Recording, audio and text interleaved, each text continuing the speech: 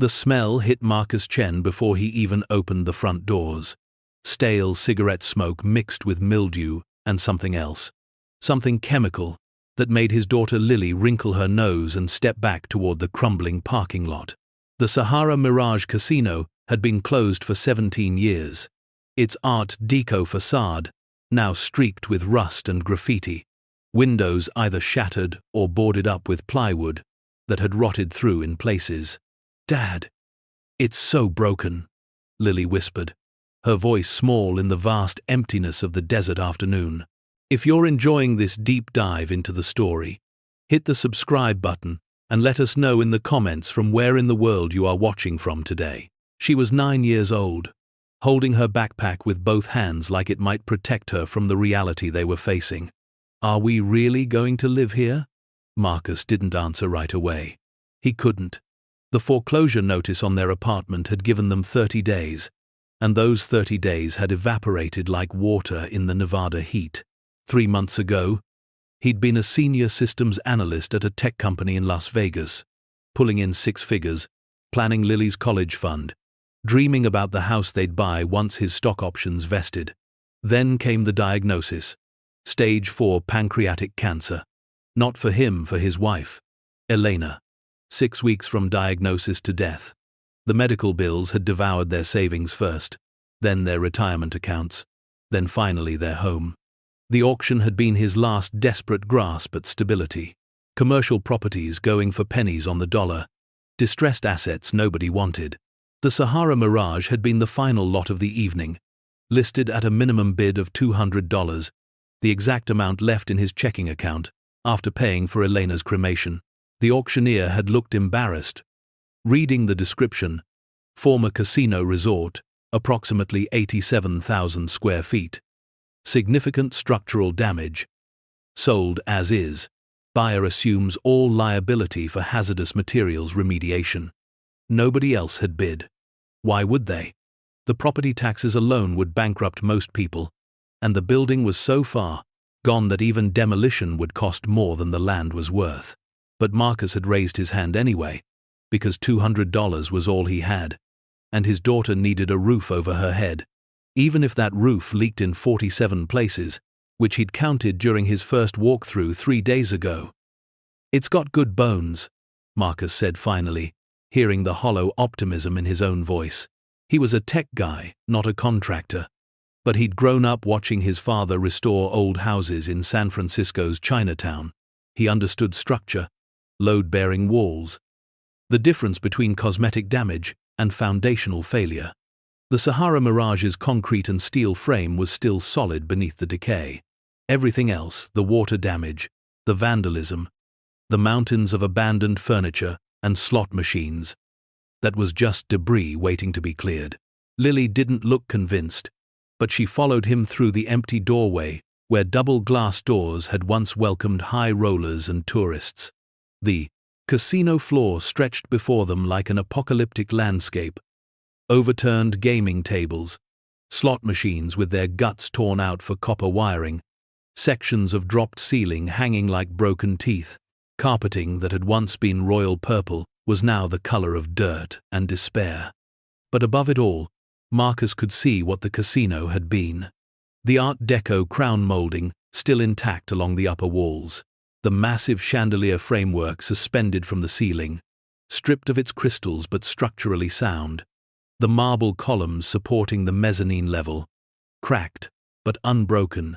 Someone had built this place to last, had poured real craftsmanship into it before the corporate owners had abandoned it to rot. "Let's check upstairs," Marcus said, guiding Lily toward the grand staircase that curved up to the mezzanine. The brass railings were tarnished green, but they held firm under his weight. His engineer's mind was already calculating what could be salvaged, what would need replacement, how much of the building could be made livable on exactly $0.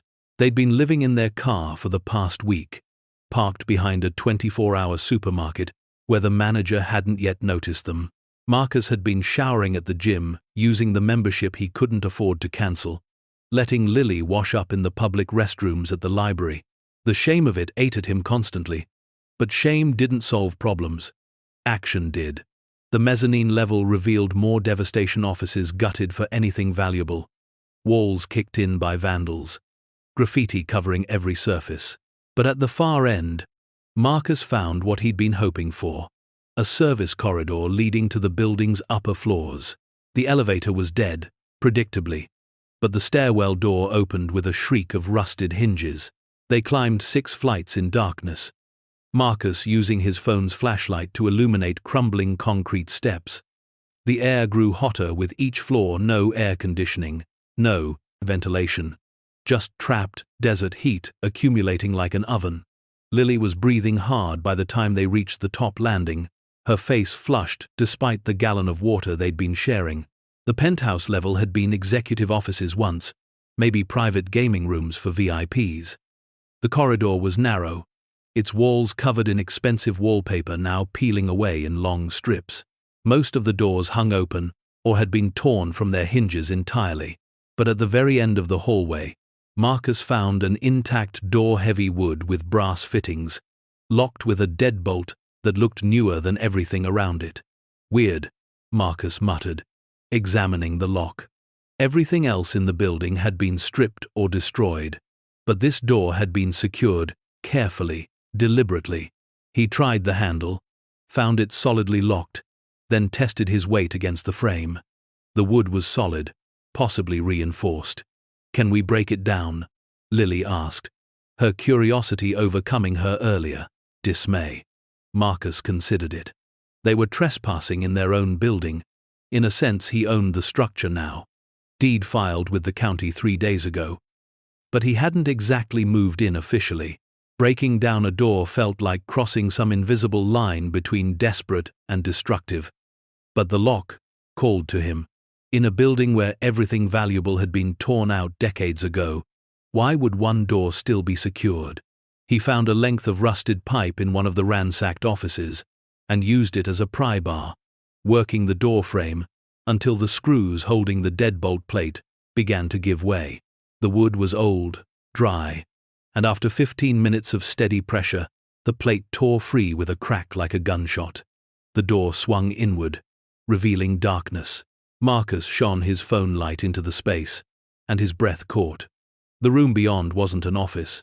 It was a penthouse apartment, and unlike every other space they'd seen, this one was pristine, untouched, sealed away from the decay that had consumed the rest of the building. Furniture sat exactly as it had been left 17 years ago. A leather sofa faced a wall of floor-to-ceiling windows overlooking the desert, their glass miraculously unbroken. Abstract paintings in gold frames hung on walls covered in cream silk that showed no water damage, no mold, nothing. A full bar stood in one corner, bottles still lined up like soldiers, their labels faded but readable.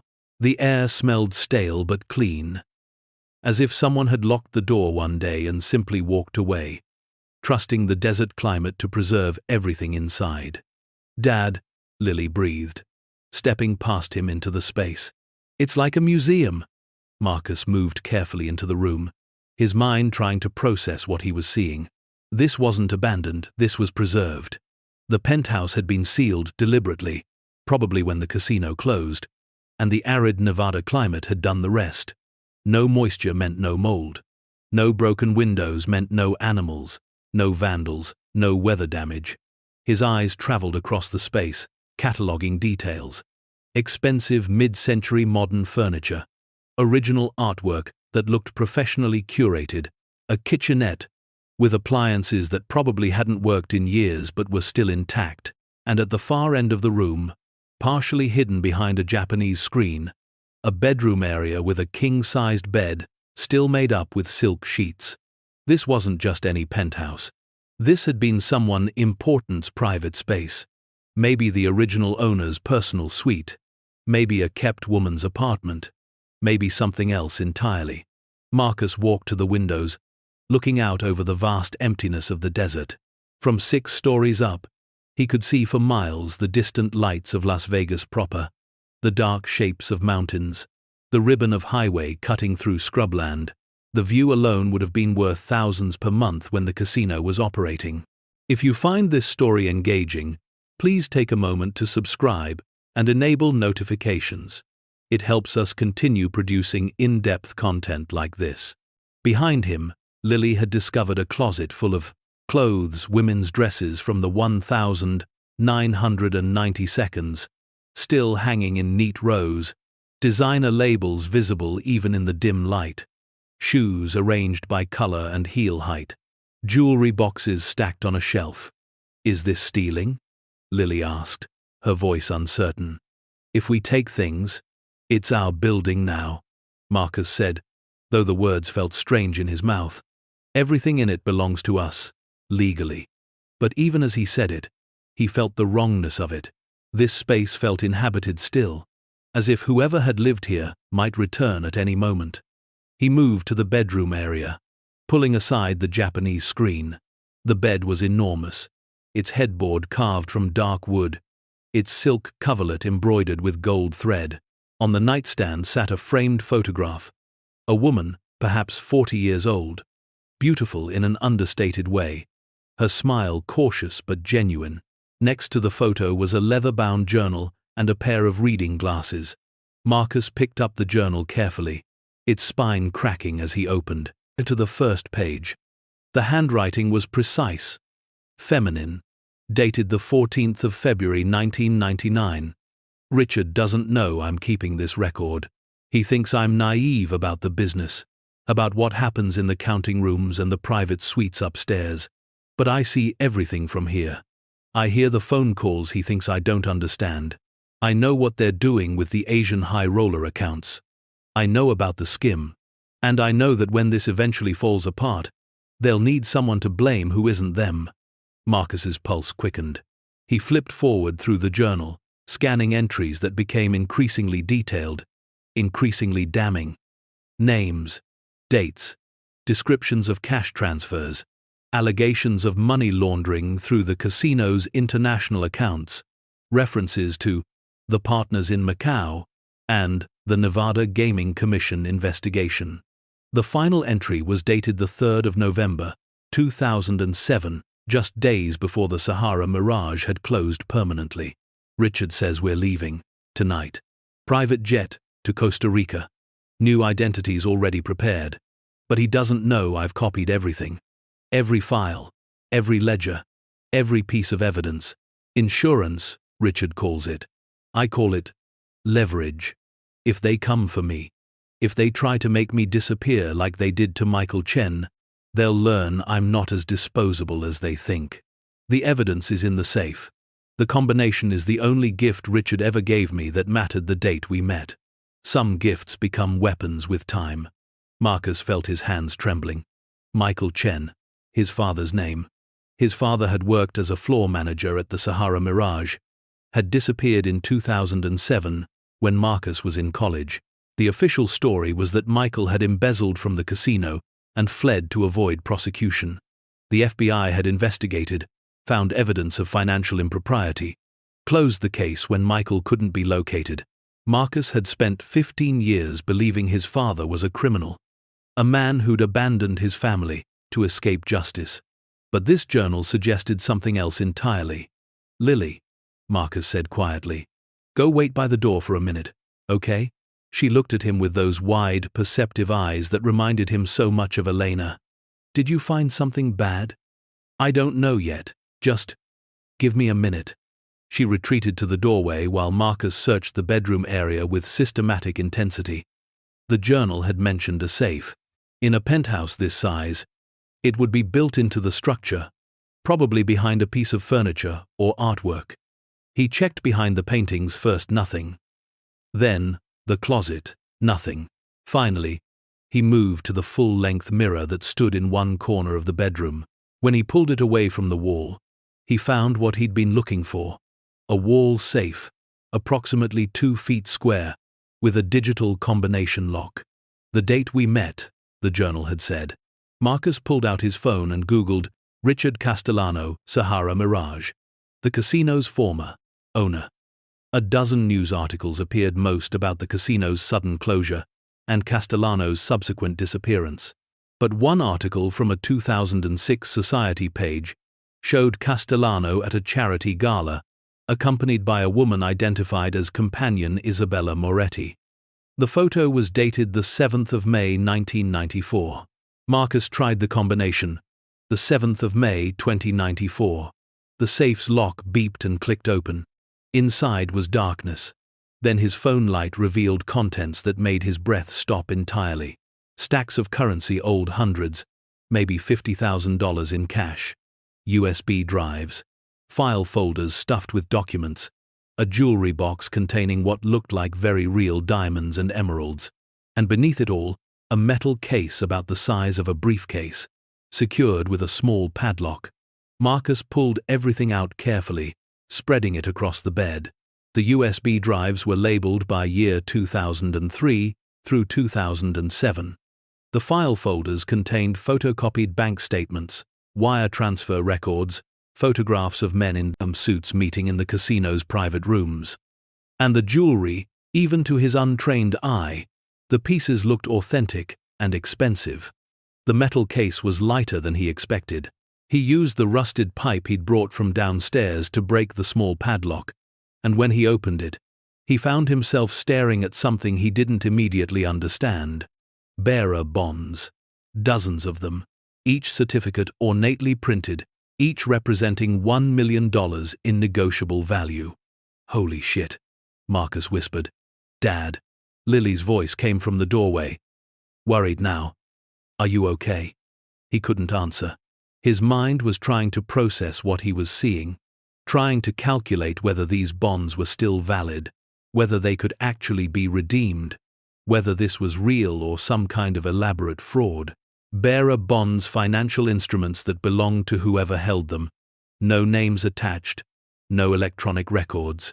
They'd been popular with the wealthy and criminal alike until the 1980 seconds when the US government banned new issues, but old bonds, properly held, were still valid, still redeemable, still worth their full face value plus accumulated interest.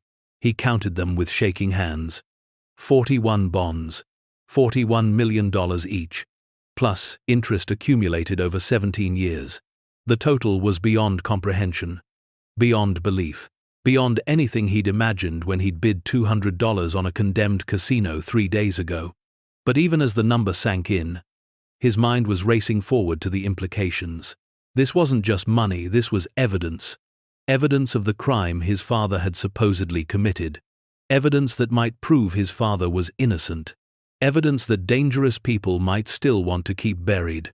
The journal had mentioned the partners in Macau and threats of disappearance. Isabella Moretti had hidden this cash because she feared for her life, and she'd been right to be afraid. A quick search on his phone revealed that her body had been found in Costa Rica in 2009, officially ruled a suicide, though the circumstances were suspicious. If Marcus tried to redeem these bonds, someone would notice. Someone who might still be protecting the secrets they represented. Someone who might decide that a widowed father and his 9-year-old daughter were acceptable collateral damage.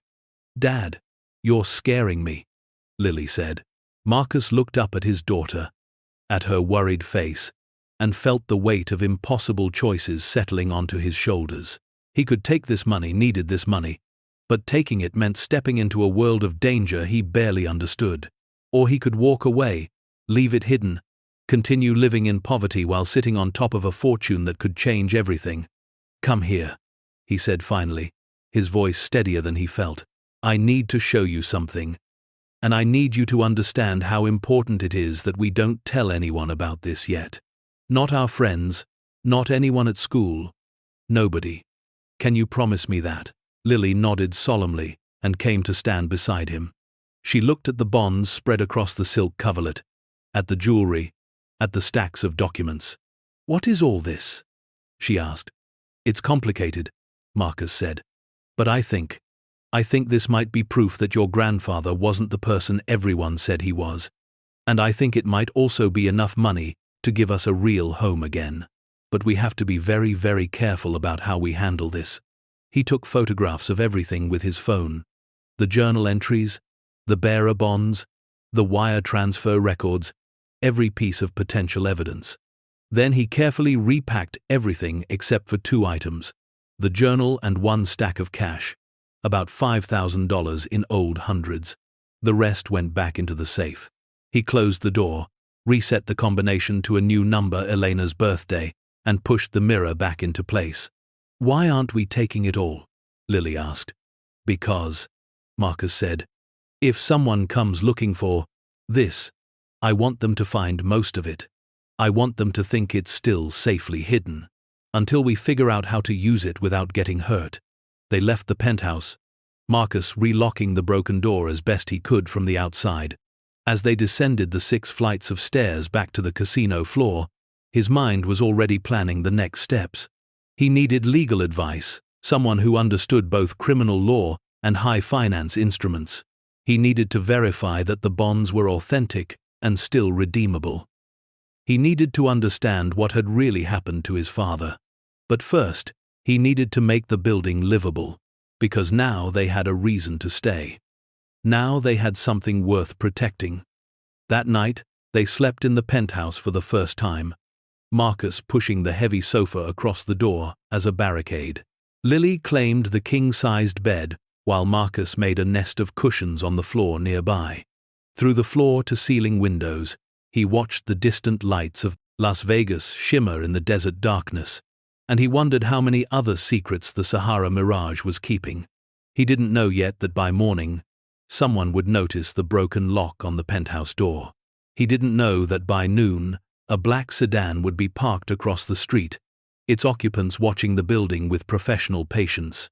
He didn't know that the attorney he was about to call for advice had been waiting 17 years for someone to find Isabella Moretti's insurance policy. All he knew was that his $200 gamble had just become infinitely more complicated than he'd ever imagined. And in the darkness of the abandoned casino, surrounded by ghosts and secrets, and the weight of $41 million in hidden bonds, Marcus Chen finally understood what his father must have felt in those final days before disappearing. The terrible clarity that comes from knowing too much and having nowhere safe to run. The morning sun streaming through the penthouse windows woke Marcus before his phone alarm had the chance. He sat up on the makeshift cushion bed, his back aching from the improvised sleeping arrangement. And for a moment, he forgot where he was. Then reality crashed back the abandoned casino, the hidden safe, the bearer bonds that represented either salvation or a death sentence. Lily was still asleep in the enormous bed, her small form barely making a dent in the silk coverlet. Marcus stood quietly and moved to the windows, looking down at the cracked parking lot, 6 stories below. What he saw made his blood run cold. A black sedan sat at the edge of the property, its windows tinted too dark to be legal in Nevada. Even from this distance, Marcus could see that it was occupied 2 figures in the front seats, motionless, watching. Not security guards, not city inspectors, watchers. How had they known? Marcus had been careful, had told no one about the penthouse or what he'd found, unless the safe itself was monitored somehow, or the broken lock had triggered an alert, or someone had been watching the building all along, waiting for exactly this scenario. A desperate new owner, discovering secrets that were supposed to stay buried. Marcus pulled his phone from his pocket and took several photos of the sedan, zooming in to capture the license plate. Then he moved away from the window, not wanting to give the watchers confirmation that they'd been noticed. "Lily," he said softly, shaking his daughter's shoulder. "We need to get moving." She mumbled something incomprehensible and tried to burrow deeper into the pillows. Under normal circumstances, Marcus would have let her sleep. God knew the kid needed rest after everything they'd been through. But these weren't normal circumstances. "Now, Lily, please." Something in his tone made her eyes snap open. She sat up, instantly alert in that way children have when they sense adult fear. "What's wrong?" "Nothing wrong," Marcus lied, keeping his voice calm. "But we need to go do some errands. Get your stuff together." While Lily pulled on her shoes and stuffed her few belongings back into her backpack, Marcus returned to the bedroom area and moved the mirror aside. He opened the safe Elena's birthday still worked, and pulled out the metal case containing the bearer bonds, along with several of the USB drives and file folders. He left the jewelry and most of the cash, keeping only a few $1,000s in older bills that wouldn't attract attention. The documents and bonds went into a weathered canvas bag he'd found in the penthouse closet. Not subtle, but portable. If they needed to run, at least they'd run with leverage. They descended the 6 flights of stairs quickly, Marcus constantly listening for sounds of pursuit, but the building remained silent except for their footsteps and the distant sound of wind whistling through broken windows. When they reached the casino floor, Marcus led Lily toward a service exit at the back of the building, not the front entrance where the sedan was waiting. The exit door had been chained shut from the inside, but the chain was old, rusted, and when Marcus threw his weight against it, the mounting hardware tore free from the rotted doorframe. They emerged into a debris-strewn alley behind the casino, blinking in the harsh morning sunlight. Their car, a 10-year-old Honda Civic, with 180,000 miles on it, was parked 2 blocks away behind a shuttered convenience store. Marcus had deliberately left it at a distance, not wanting to advertise his presence at the casino. Now that paranoia was paying off.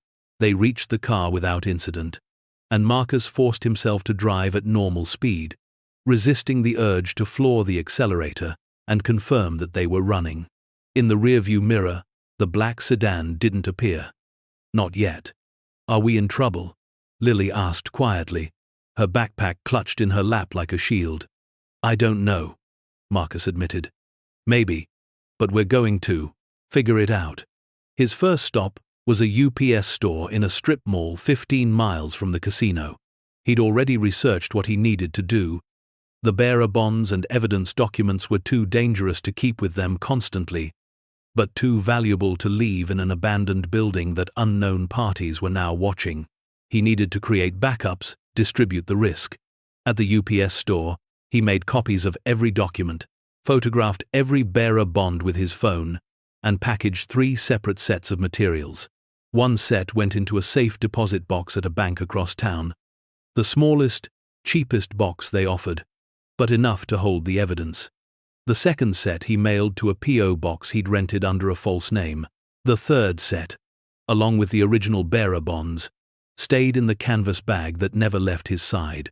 By the time they finished, it was nearly noon, and Lily was visibly hungry, her earlier bravery giving way to 9-year-old fatigue. Marcus used some of the cash from the Penthouse to buy them lunch at a chain restaurant, trying to project normalcy, even as his mind raced through scenarios. If the people in the black sedan were connected to the casino's criminal past, they'd be looking for the evidence Isabella Moretti had gathered. They'd assume anyone who found the penthouse safe would either try to profit from it or report it to authorities. Marcus needed to do neither, at least not yet. He needed information first. He needed to understand what he was dealing with. After lunch, he drove to the public library, found a quiet corner with computer access, and began researching in earnest. The Sahara Mirage's history was messier than he'd realized. Richard Castellano, the casino's owner, had been investigated multiple times by the Nevada Gaming Commission for ties to organized crime. The investigations had never resulted in charges, but they'd damaged the casino's reputation enough that corporate parent companies had refused to acquire it. When the 2008 financial crisis hit, Castellano had simply walked away, abandoning the property to foreclosure and decay. Isabella Moretti's death in Costa Rica had been briefly covered by Las Vegas newspapers, but was quickly forgotten. Ruled a suicide. No investigation. Case closed. And Marcus's father, Michael Chen, had been the perfect scapegoat. A floor manager with access to accounting systems, accused of embezzling $200,000 shortly before the casino closed. The FBI investigation had found evidence of wire transfers to offshore accounts, though Michael's body was never found. Most people assumed he'd fled to Asia with the money, but the journal entries Marcus had photographed told a different story. Isabella Moretti had written explicitly that Michael Chen was being framed, that the embezzlement evidence had been fabricated by Castellano's partners to cover their own much larger theft. She'd documented how they'd used Michael's credentials to make unauthorized transfers, then deleted security footage that would have proven his innocence. They needed someone Chinese, she'd written. Someone they could blame when the Nevada Gaming Commission started investigating our relationships with Macau. Michael was convenient, disposable, too honest to see it coming. Marcus felt rage building in his chest, a hot pressure that made it hard to breathe. His father had been murdered, he was certain of it now. Murdered or disappeared, and his name dragged through mud while the real criminals walked away clean. The bearer bonds in his canvas bag represented the hidden wealth those criminals had accumulated through money laundering and embezzlement. $41 million in untraceable, negotiable instruments, stashed away as insurance against the day when their casino operation collapsed. And Isabella Moretti had stolen that insurance, hidden it in the Penthouse safe, and paid for that theft with her life. Now Marcus held the same insurance, the same danger. Dad, Lily's voice, pulled him back to the present. She was sitting beside him at the library computer, trying to read a book, but clearly distracted by his intensity. What are we going to do? That was the question, wasn't it?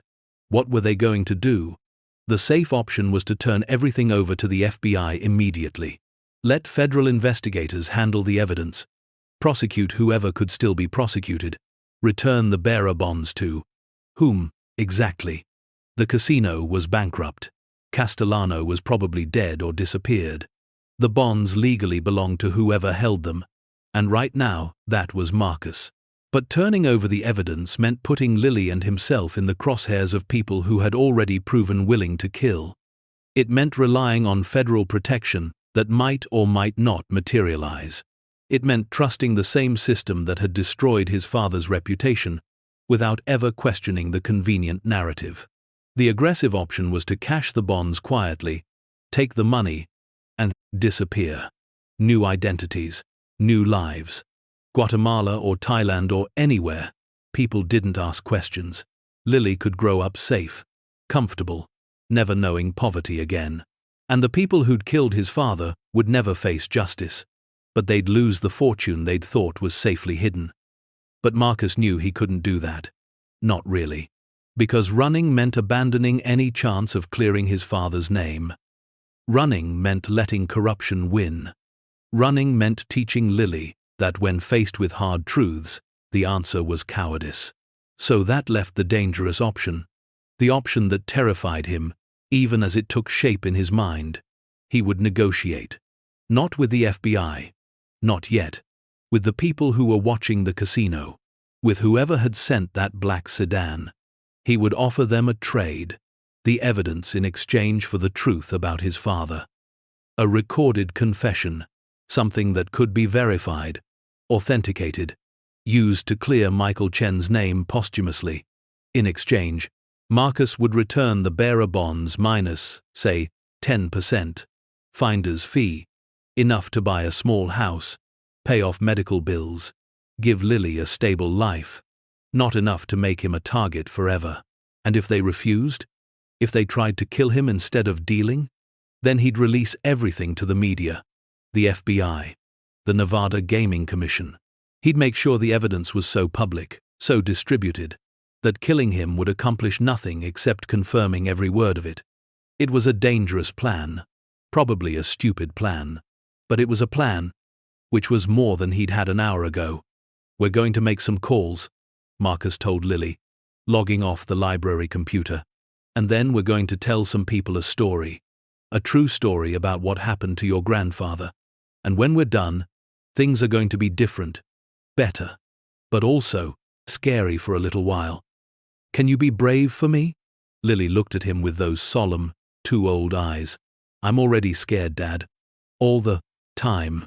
At least, now, maybe it'll be scary but also mean something. The wisdom of children. Marcus kissed the top of her head and led her out of the library into the bright afternoon. Back in the car, he pulled out the business card he'd found among Isabella Moretti's documents. a card belonging to a Las Vegas attorney named Patricia Vance. Scrawled on the back in Isabella's handwriting were 3 words: "She knows everything." Marcus dialed the number, half expecting it to be disconnected after 17 years. Instead, it rang twice before a professional female voice answered. "Vance and Associates. I'm calling about the Sahara Mirage," Marcus said. "And Isabella Moretti. I think we need to talk." There was a long pause. Then, "Who is this?" "Someone who found her insurance policy," Marcus said. "And who's being watched by people who would prefer I hadn't." Another pause. Longer this time. When the attorney spoke again, her voice had changed, less professional, more cautious, but also interested, possibly even hopeful. "Come to my office, but don't come directly. Lose any tail first. And come armed with proof that you're telling me the truth." She gave him an address, then disconnected. Marcus sat in the car for a moment, his heart pounding. This was the commitment point. Once he walked into that attorney's office, there would be no walking back. No pretending he'd never found the safe. No returning to the simple problem of being broke and homeless. But maybe that had never really been an option anyway. Maybe the moment he'd bid $200 on the Sahara Mirage, he'd locked himself onto a path that could only end one of 2 ways: with justice for his father, or with 2 more bodies added to the list of people who'd learned too much. "Change of plans," he told Lily, starting the engine. "We're going to meet a lawyer." In the rearview mirror, 3 blocks back, a black sedan pulled out of a parking space and began following at a discreet distance. Marcus saw it, noted it, and felt a strange calm settle over him. At least now he knew where the watchers were. At least now the game had clear stakes. He drove carefully, following Patricia Vance's advice about losing the tail. It took 40 minutes and several illegal maneuvers through parking garages and alley systems, but eventually he was certain they were alone. When he pulled into the office park, where Vance and Associates occupied a modest suite on the 2nd floor. The attorney who greeted them was in her 60s, sharp-eyed and professionally dressed, with silver hair cut in a no-nonsense bob. She looked Marcus up and down, then shifted her attention to Lily, and some of the hardness left her expression. "Come in," she said, "and tell me everything." So Marcus did. He told her about the auction, about finding the penthouse, about the safe and the bearer bonds, and the journal entries implicating his father as a scapegoat for larger crimes. He showed her the photographs on his phone, the copies of and documents he'd made. Everything except the actual bonds, which remained in the canvas bag and would stay there until he was certain this attorney could be trusted. Patricia Vance listened without interruption, her expression growing more intense with each detail. When Marcus finished, she sat back in her chair and was silent for a long moment. "Isabella came to me in 2007, she finally said. 2 weeks before she disappeared, she told me she'd gathered evidence against Richard Castellano and his partners, that she planned to use it as leverage to disappear safely. I advised her not to trust them, that people who kill once will kill again. She didn't listen." "And my father?" Marcus asked.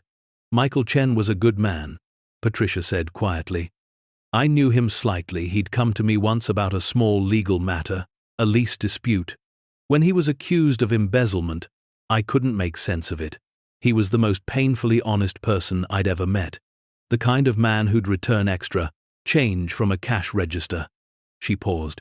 "I suspected he was being framed, but I couldn't prove it. The FBI's case seemed airtight. It was manufactured," Marcus said. "Isabella's journal documents how they did it. Fake wire transfers using his credentials, deleted security footage, the works." Patricia nodded slowly. "And now you have the evidence to prove it, plus $41 million in bearer bonds that represent the actual embezzlement." She looked at him steadily. "What do you want?" "I want my father's name cleared," Marcus said. "I want the people responsible held accountable. And I want enough money to give my daughter a stable life. Not all of it, just enough. And the people who are watching you? I want to negotiate with them. Use the bonds as leverage to get what I need." Patricia's laugh was sharp and humorless. "You have no idea how dangerous these people are." Castellano's partners weren't mob in the traditional sense. They were Chinese investors, state-connected, using the casino for money laundering operations worth hundreds of millions. The bearer bonds you found? That's probably just one cache among many. You're not dealing with street criminals. You're dealing with people who have resources that make the FBI look underfunded. Marcus felt his certainty wavering. "So what do you suggest?" "I suggest," Patricia said carefully, "that we approach this intelligently. I have contacts in the FBI's Financial Crimes Division, people I trust who've been investigating Chinese money laundering operations for years. If we can package the evidence correctly, make it too public and too documented to ignore, we can create a situation where prosecution is politically inevitable. That gives you protection, not perfect, but better than trying to negotiate with people who've already killed multiple witnesses." "And the bearer bonds?" "Whistleblower provisions," Patricia said. "Under certain circumstances, individuals who provide evidence of financial crimes can receive a percentage of recovered assets. It's not 41 million, but it could be several million. Enough to change your life without making you a permanent target." It made sense. It was smarter than Marcus's half-formed plan, but it still meant putting his faith in systems that had failed his father. "I need time to think," Marcus said. "You don't have time," Patricia replied bluntly. "Every day you hold onto those bonds increases the danger to you and your daughter. These people are patient, but they're not paralyzed. Eventually they'll move, and when they do, it won't be a negotiation." The door to the office burst open without warning. 2 men in suits stood in the doorway, both armed, both moving with the crisp efficiency of trained operatives. Neither was local law enforcement, Marcus could tell from their bearing, their equipment, their absolute lack of concern about bursting into a lawyer's office without warrant or permission. Marcus Chen, the taller one, said, "You have something that doesn't belong to you. We're here to retrieve it." Marcus's hand moved instinctively to the canvas bag, but he stopped himself. These weren't street thugs. Drawing attention to the bonds would only confirm he had them. "I'm in a meeting with my attorney," Marcus said, trying to keep his voice steady. "Whatever you think I have, I suggest you go through proper legal channels." The man smiled, a cold expression that didn't reach his eyes. "I think there's been a misunderstanding. We're not law enforcement. We're representatives of the property's previous owners. They're willing to pay fair market value for the return of certain misplaced assets. And if I don't have these assets, then we'll have a longer conversation about what happened to them." The man's hand drifted toward his jacket, where a weapon was clearly holstered. "In private." Patricia Vance stood up, her voice cutting through the tension.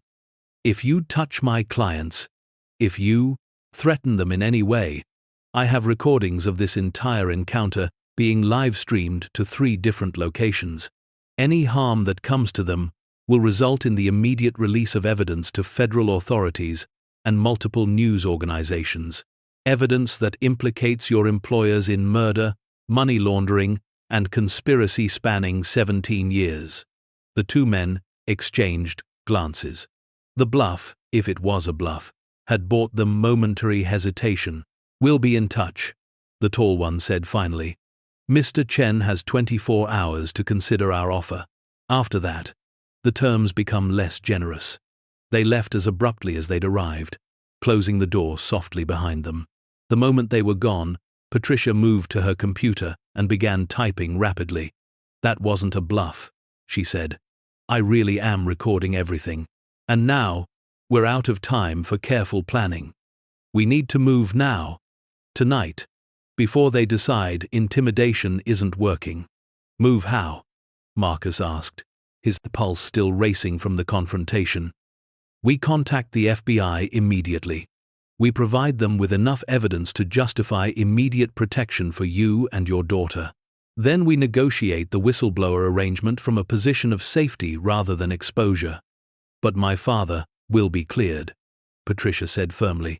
"I promise you that. But not if you're dead. Not if Lily's in danger. First we secure your safety. Then we secure justice. In that order. Marcus looked down at his daughter, who had stayed silent throughout the entire confrontation, her face pale but composed. She nodded slightly, giving him permission to make the choice he needed to make. "Okay," Marcus said. "Call the FBI."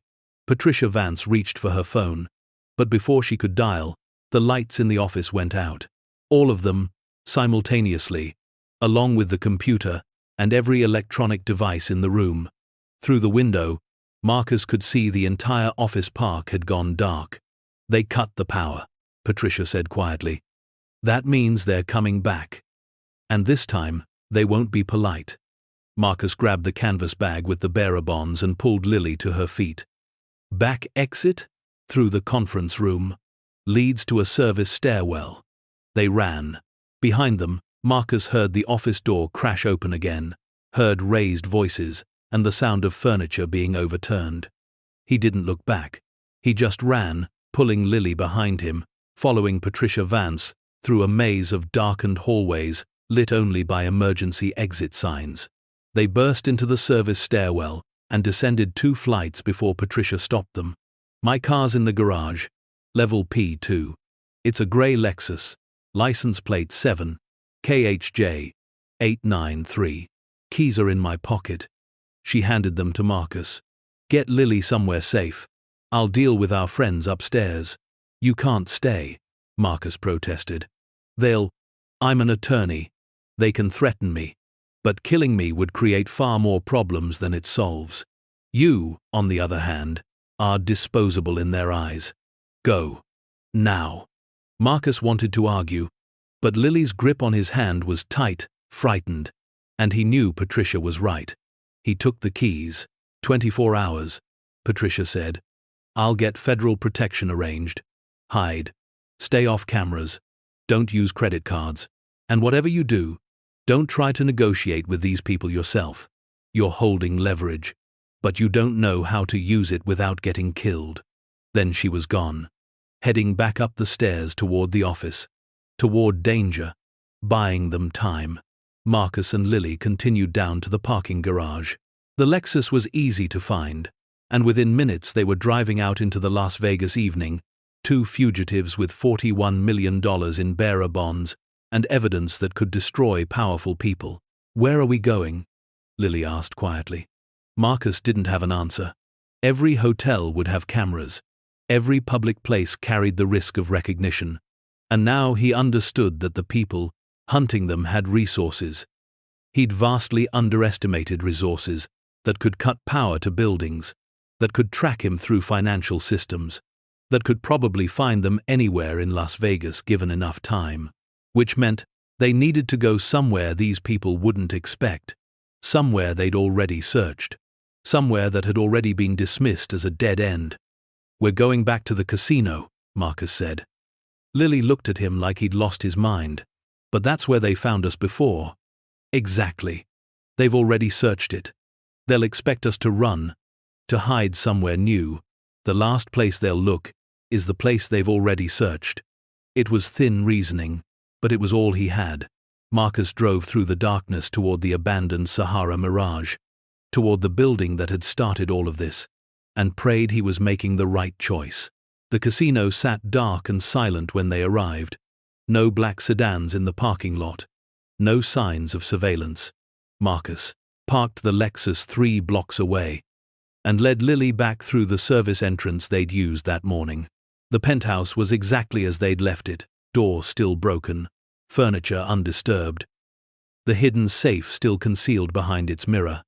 But now, Marcus saw the space differently, not as a haven but as a prison, not as salvation but as the scene of a crime 17 years old and counting. He pulled the mirror aside and opened the safe one more time. The jewelry was gone. Someone had been here after all, had taken the easily portable valuables. But they'd left the USB drives and file folders, apparently not recognizing their true significance. And they'd left a note, handwritten on expensive stationery. "Mr. Chen, we know what you found. We know what Isabella stole. The bonds are worthless without our authentication. The evidence is meaningless without our confession. You have nothing we need, but we have everything you care about. 24 hours. Then we stop being patient. The concerned parties. Marcus read the note twice, feeling his careful plans crumbling. They were right, in a way. Bearer bonds required authentication to be redeemed, specific documentation proving they'd been legally issued, legally held, not stolen or counterfeit. Without the cooperation of the people who'd originally purchased them, the bonds were just expensive paper, and the evidence, while damning, would require corroboration to be prosecuted. Isabella Moretti was dead. Michael Chen was missing and presumed dead. The statute of limitations had expired on most of the crimes documented in the journal. Federal prosecutors would need living witnesses willing to testify, which meant someone from the original conspiracy would need to turn state's evidence. The concerned parties were offering him exactly nothing because they believed he had exactly no leverage. But they were wrong about one thing. Marcus did have leverage, if he was willing to use it. He pulled out his phone and composed a message to Patricia Vance. Change of plans. Don't contact FBI yet. I'm going to negotiate. Trust me. He didn't wait for her response.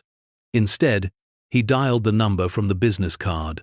The note had referenced a number that connected to a voicemail system with no identifying information. This is Marcus Chen, he said after the beep. I have what you want. But you're wrong about my leverage. The bearer bonds might be worthless without your authentication. But I have something else you need even more. I have proof that you're still alive. Proof that you faked your death 17 years ago and are still actively engaged in money laundering operations. And in 23 hours, that proof goes to the IRS, the FBI, and every major news organization in North America. Unless we deal. He disconnected and immediately began photographing every page of Isabella's journal, every document from the file folders, every USB drive label and wire transfer record. He uploaded everything to a 10 with secure cloud storage account and set up an automated release protocol. If he didn't enter a cancellation code every 8 hours, the entire archive would be automatically distributed to a pre-selected list of recipients. It was a doomsday device. A dead man's switch. The kind of leverage that couldn't be taken away by force, because using force would guarantee the very outcome they were trying to prevent. And then, he waited. The response came 20 minutes later, a phone call from a number that showed up as unknown. Marcus answered. Mr. Chen. The voice was male, educated, with a faint accent that might have been Chinese or might have been deliberately ambiguous. You're more clever than expected. Also, more foolish. You understand that threatening us will not improve your negotiating position. I understand that killing me will destroy your negotiating position, Marcus replied. So let's skip the threats and talk about what we both want. A pause. Then, what do you want? I want proof that my father was innocent. Recorded testimony from someone involved in framing him. Documentation showing how the embezzlement evidence was fabricated.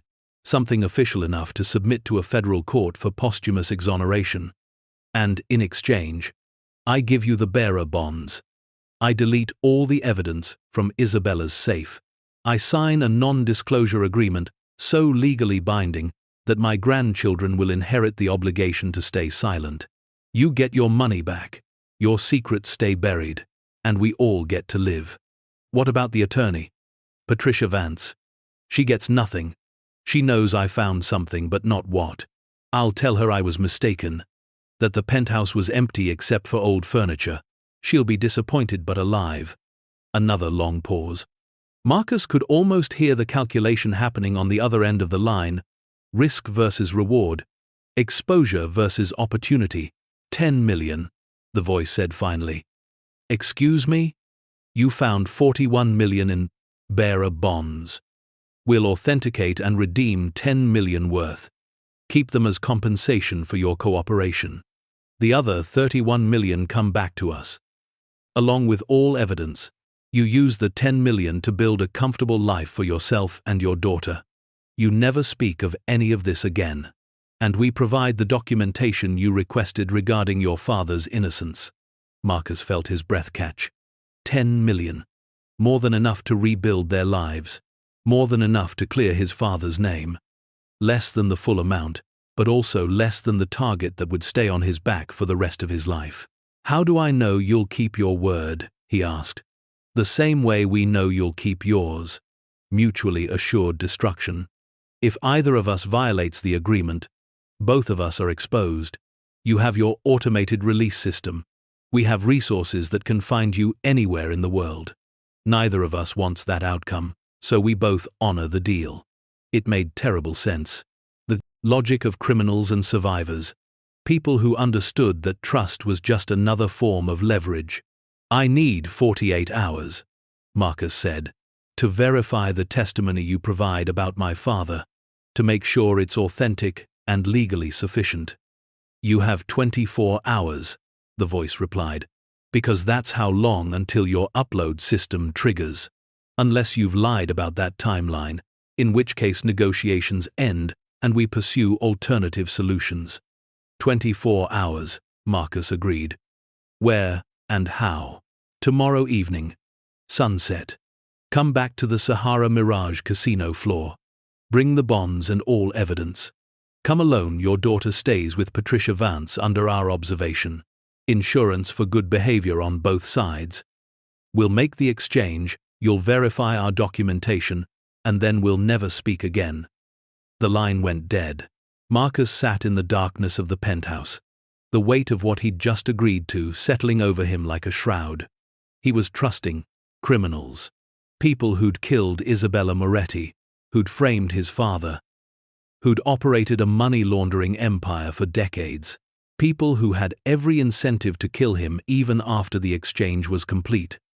But he was also giving them every incentive not to, because if he died, the automated release triggered and everything was exposed. His survival was their survival. Lily emerged from the bedroom where she'd been pretending not to listen. Did you make a deal? Yeah, Marcus said. A dangerous one, but maybe the only one we could make. Will we be okay? Marcus pulled her into a hug, breathing in the scent of her hair, feeling the terrifying fragility of her 9-year-old body. I'm going to do everything I can to make sure we are. That night, he didn't sleep. He stayed awake reviewing Isabella's documents, memorizing names and dates and transaction details, building a secondary insurance policy in his own mind, because if the automated release failed, if something went wrong, and with the technology, he needed to be able to recreate the evidence from memory.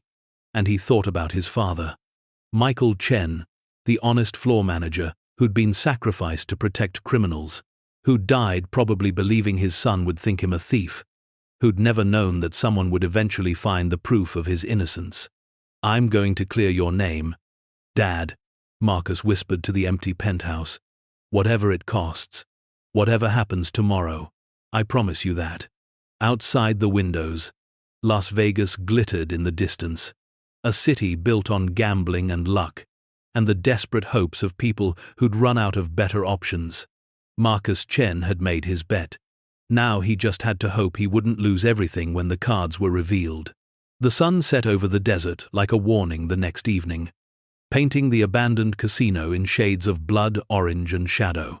Marcus stood in the center of the casino floor, the canvas bag containing the bearer bonds at his feet, his prize, a phone in his hand, showing the automated release system, counting down 3 hours and 42 minutes remaining until everything uploaded automatically.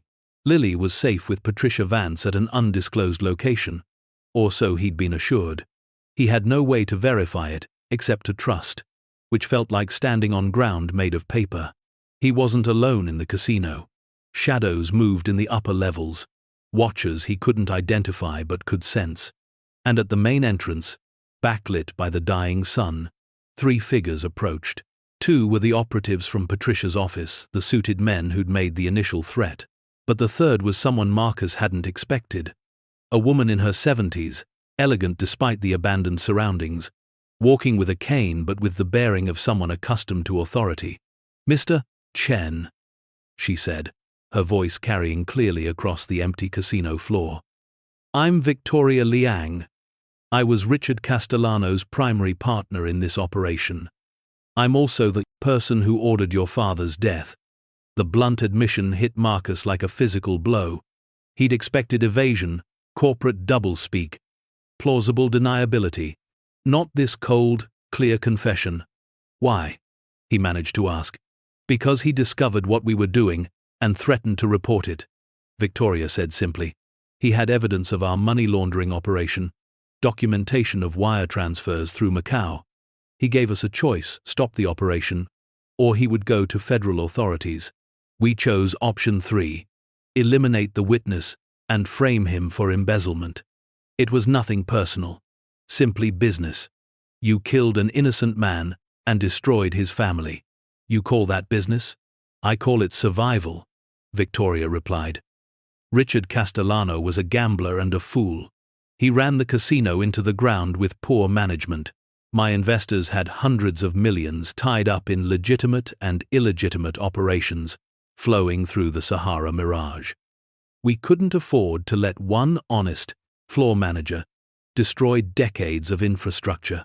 So yes, we killed him, just as we killed Isabella Moretti when she stole from us. Just as we'll kill you if this negotiation fails." Marcus felt his hands shaking. This was the monster who'd destroyed his family, who'd made him grow up without a father, who'd made his father die with his reputation in ruins. And she was standing 15 feet away, calmly confessing to murder as if discussing a business transaction. "The documentation," Marcus said through clenched teeth. "You promised proof of his innocence." Victoria nodded to one of her operatives, who approached with a tablet computer. On screen was a notarized affidavit, signed by 3 individuals, including Victoria herself, detailing exactly how Michael Chen had been framed. Wire transfers made using his stolen credentials, security footage deleted to hide his innocence, false testimony given to FBI investigators.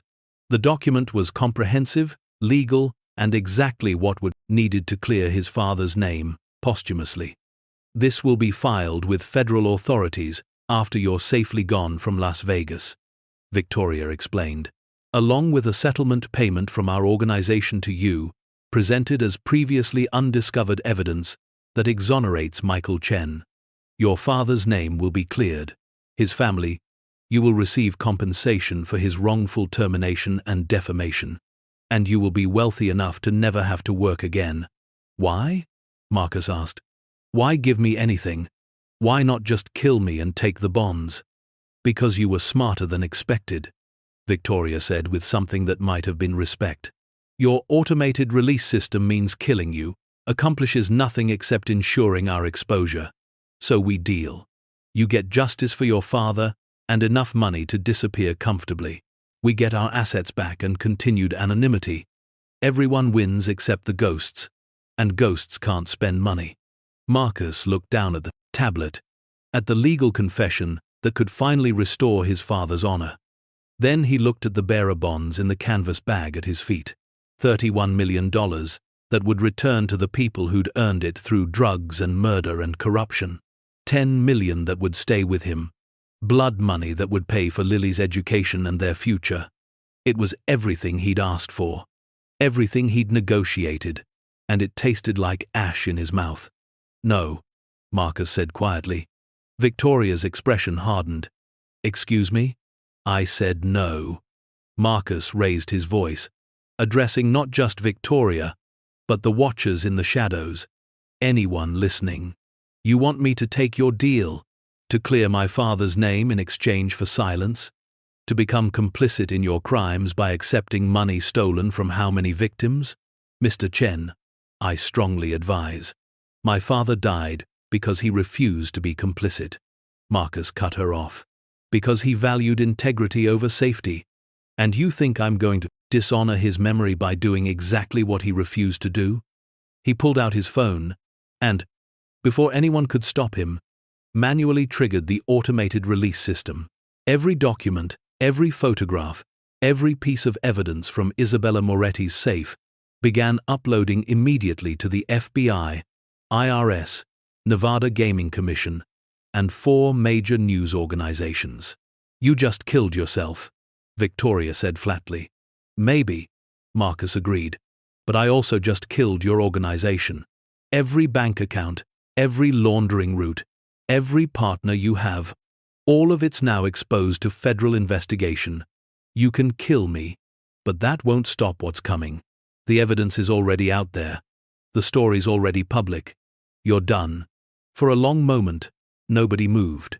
Victoria stared at him with something like disbelief, as if she couldn't quite process that someone would choose principle over survival. Then she laughed. It was a harsh, bitter sound. "You stupid noble fool. You had everything. You had justice for your father, money for your daughter, safety for yourself. And you threw it away for what? The satisfaction of doing the right thing? You'll be dead within a week. Then I'll die like my father did," Marcus said. "Standing up to people who think money makes them untouchable."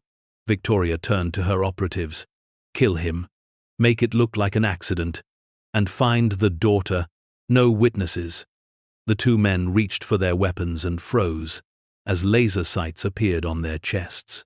"FBI, nobody move." The casino floor suddenly flooded with light and armed federal agents, dozens of them, emerging from every entrance and stairwell. Victoria Liang and her operatives were surrounded within seconds, weapons confiscated, hands zip-tied behind their backs. Patricia Vance emerged from the same office where Marcus had first met her, now accompanied by 3 agents in FBI windbreakers. She walked over to Marcus with a tired smile. "You," Marcus said.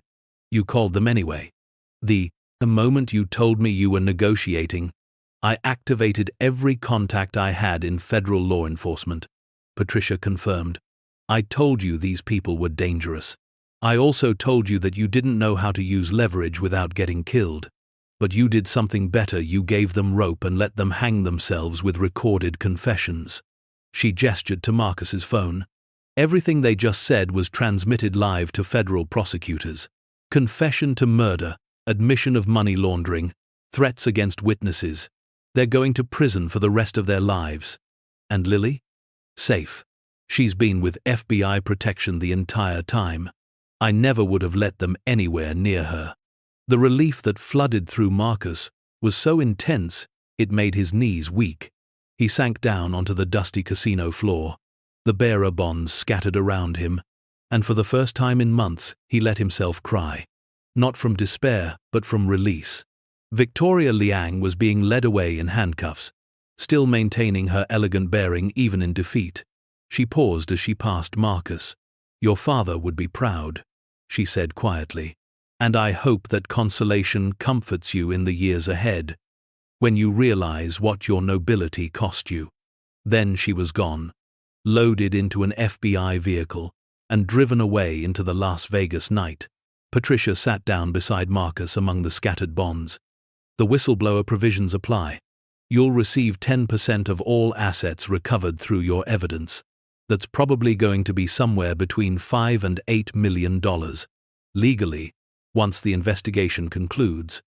And my father," the affidavit Victoria provided, combined with the evidence from Isabella's journal, "is sufficient for posthumous exoneration.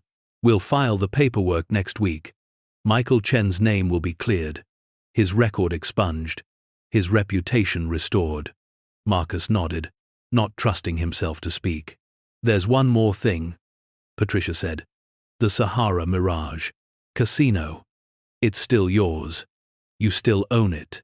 And with the publicity this case is going to generate, son clears, dead father's name, through evidence found in $200 casino purchase, you're going to have developers and investors lining up to acquire the property. The building itself might be worth $2 or $3 million in a legitimate sale. So in the end, his $200 gamble would pay out somewhere around $10 million. Not the $41 million he'd briefly held, but more than enough to rebuild their lives, more than enough to honor his father's memory without compromising his principles. "Can I see Lily now?" Marcus asked. Patricia stood and helped him to his feet. "She's in a car outside with Agent Morrison. She's been very brave, almost as brave as her father." They walked together out of the abandoned casino into the Nevada night. The parking lot was filled with law enforcement vehicles now, their lights painting everything in alternating red and blue. And standing beside one of the cars, backlit by headlights, was Lily. She saw Marcus and ran to him, and he caught her in a hug that felt like coming home. "Did you do it, Dad?" she asked, her voice muffled against his chest. "Did you make it right?" "Yeah, kiddo," Marcus said. "I think I did. I think we both did." Behind them, the Sahara Mirage rose against the starlit desert sky, its broken windows and crumbling facade somehow less desolate now. Not just an abandoned casino, but the place where truth had finally caught up with decades-old crimes, where a $200 purchase had bought not just a building, but justice for a good man who deserved better than history had given him. Marcus Chen had lost his wife, lost his home, lost almost everything, but standing there with his daughter in his arms and his father's name finally cleared, he realized he'd gained something more valuable than any cash of bearer bonds could provide. He'd gained back his family's honor, and that, in the end, was priceless. 3 months later, Marcus and Lily stood in front of a modest 3-bedroom house in a quiet Las Vegas suburb. Not a mansion, but clean, safe, and theirs. The proceeds from the Whistleblower Award had come through faster than expected, and Marcus had used the first installment to secure this place a real home, with a backyard where Lily could play, and rooms where they could finally unpack the life they'd been carrying in boxes and backpacks for too long. The Sahara Mirage had sold to a development consortium for $2.8 million, the publicity around the case having attracted serious buyers interested in the property's history and potential. Marcus had walked through the building one final time before signing the deed transfer, standing in the penthouse where Isabella Moretti had hidden her insurance policy, where his father's vindication had been waiting for 17 years. He'd left a photograph there, tucked into the frame of the mirror that had concealed the safe, a picture of Michael Chen, smiling, taken on a beach somewhere before the cancer, before the accusations, before everything had gone wrong. A ghost, watching over other ghosts. The final piece had come just that morning. Official documentation from the Nevada Gaming Commission and the FBI, formally exonerating Michael Chen of all charges of embezzlement. The letter apologized for the wrongful accusations, acknowledged the complete absence of actual evidence once the frame-up was exposed, and noted that Michael Chen had been a victim of organized crime rather than a participant. It didn't bring him back. It didn't erase the years of shame and suspicion his family had endured. But it was something. It was truth, officially recognized. Marcus placed the framed letter on the mantel in their new living room, right beside the photograph of his father. Lily stood next to him, studying both documents with the serious expression she'd developed over these months of too much too fast growing up. "Grandpa was a good person," she said. "Not a question, just a statement of fact that needed to be said aloud." "Yeah," Marcus agreed. He was. And because of him, because he refused to compromise even when it cost him everything, we learned how to do the same thing. How to stand up even when it's dangerous. How to choose what's right over what's easy. "Was it worth it?" Lily asked. "What we went through?" Marcus thought about the weeks of fear, the moments of genuine terror, the choices that could have gotten them both killed. Then he looked around at their new home, at the security and stability they'd built from desperation and $200 worth of hope. "Ask me in 20 years, he said finally. "When you're grown up and trying to teach your own kids about integrity and courage, ask me then if standing up to bad people, if clearing your grandfather's name, if learning that some things matter more than safety, ask me then if it was worth it." Lily smiled. "I think I already know the answer." That night, after Lily was asleep in her new bedroom with its walls, she'd painted herself and its bookshelf, full of library books. Marcus sat alone on their back porch, and looked up at the desert stars. Somewhere out there, the people Victoria Liang had worked with were still operating, still laundering money, still buying politicians and corrupting systems. Arresting Victoria hadn't destroyed the network, just cut off one head. But it was something. One less monster in the world. One cleared name. One family restored. And sometimes, Marcus thought, that had to be enough. You couldn't fight every injustice or right every wrong. But you could fight the ones that landed in your lap. You could stand up when standing up mattered. You could refuse to be complicit, even when complicity was safer. His phone buzzed with a message from Patricia Vance. Thought you'd want to know the final asset recovery came in at $847 million. Your 10% whistleblower award is being processed. Should hit your account within 60 days. Not bad for a $200 investment. Congratulations, Marcus. Your father would be proud. Marcus read the message twice, trying to process the number. $84 million. More than he'd dreamed was possible. More than he'd ever need. More than he could quite believe was real. But it was real.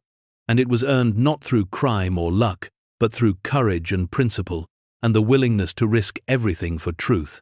He opened his laptop and began drafting an email to several non-profit organizations focused on supporting families of wrongly accused individuals. He'd keep enough money to ensure Lily's future was secure, to honor his promise to Elena that their daughter would never want for anything. But the rest, the vast majority, would go to helping people like his father. People whose names had been destroyed by false accusations, whose families had been torn apart by injustice, who deserved better than history had given them. It felt right. It felt like something Michael Chen would have approved of.